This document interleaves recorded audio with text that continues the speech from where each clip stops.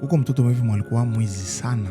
Alikuwa anaiba mpaka siku moja bakambana. Sawa na mbana wanambeba kula polisi, bakaita babake. Na kumulibere, ilifale banalipa monta moya kabambi sana juu amulibere.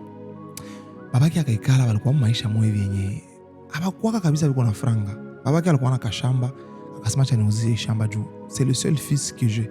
Acha basi nibaki kwa nekala na ile kwa mzazi leo anakuwa na espoir kwa yake un jour mtoto atashanger. Akaenda kauzisha ile shamba.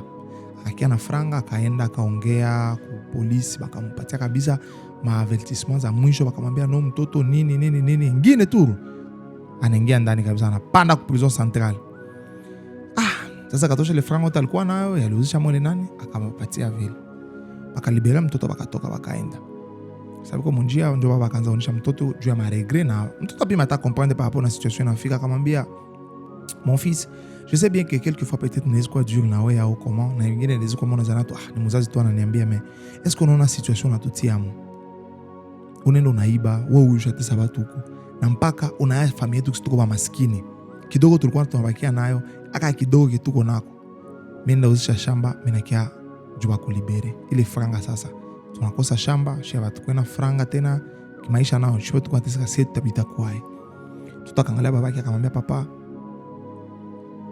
mimi nakusikia, lakini ile franga yenye ulipana ulipa kula polisi njoo niliiba tena ba polisi, na ile franga niliibaka nibali nibana nayo njoo, na sasa nilienda iba pale kwa baliweka hii yako, kumbe banetiamu kesi kwenye banawekaka ile ya mingi bali bakatia mamonta amande ya kulipa kwa banatia ile franga yote. Hakuiba tu ile babake alipana, akaiba ile ya babake na zile zingine zote za amande, akapatia babake franga. Vile aliona mafranga macho kamtoka mkichwa.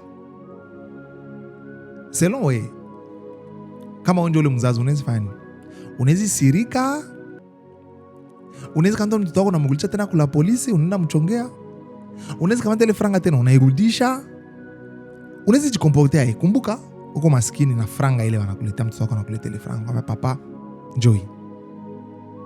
Parce que qui peut penser que mtu anaziba bureau à la police unaiba franga?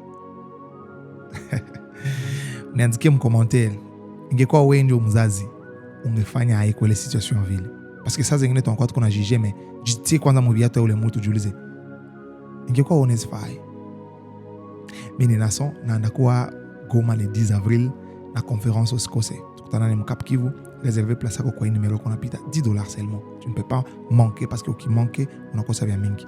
Bukavu le 17 avril tukwe pale. Tunakutana mu collège le 17 avril, réserver place yako $10 seulement. Tukutana en face. On va faire des vidéos, on va faire plein de choses ensemble. Au Sikose, na kutakuwa na mabreve ya participation. Conseils zitatoka mule, mateme zitakuwa mule, et avec des invités que nous aurons. Usipime kosa.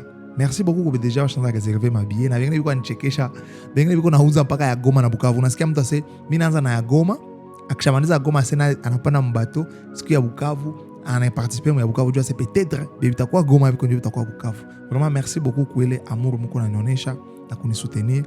Mimi nawapenda sana. Mimi ni Nason na ni Hadithi za Nason. Tukutana tena la prochaine. Peace.